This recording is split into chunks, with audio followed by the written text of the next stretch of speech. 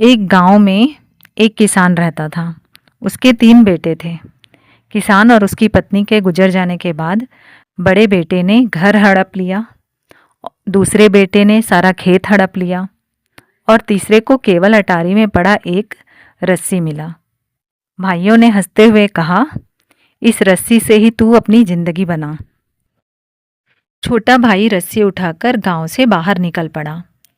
जंगल में चलते हुए उसने रस्सी से जाल बुनकर एक गिलहरी और एक खरगोश पकड़ लिया। उसने लकड़ियों से पिंजरा बनाकर उन्हें सुरक्षित रखा। आगे बढ़ते हुए तालाब के किनारे पहुंचा तो उसने देखा कि एक भालू झाड़ियों से निकलकर आ रहा है।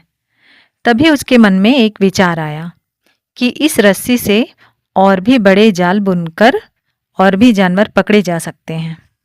वह पेड़ के नीचे बैठ गया और जाल बुनने लगा।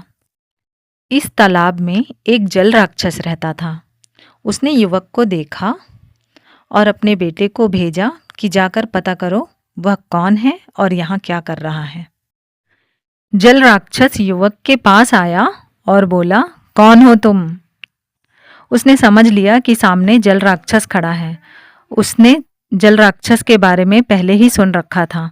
वे बेवकूफ़ होते हैं, लेकिन उनके सामने अगर झुक गए तो मौत पक्की है। उसने बड़े निडरता से जवाब दिया, देख नहीं रहे हो, जाल बुन रहा हूँ। तालाब में जाल डालकर जल राक्षस को पकड़ने आया हूँ।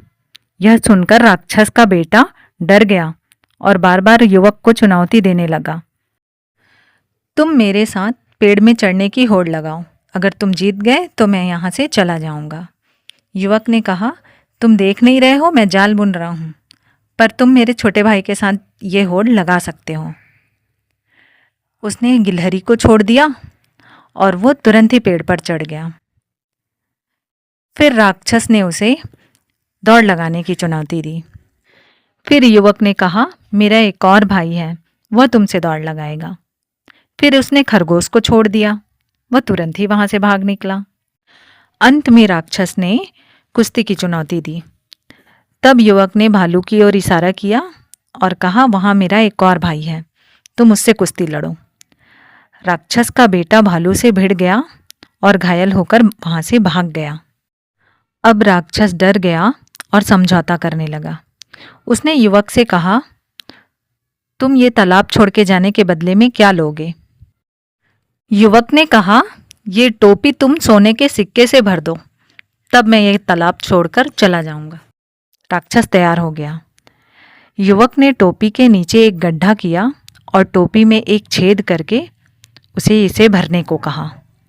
राक्षस ने एक बार सिक्का डाला, वह नहीं भरा।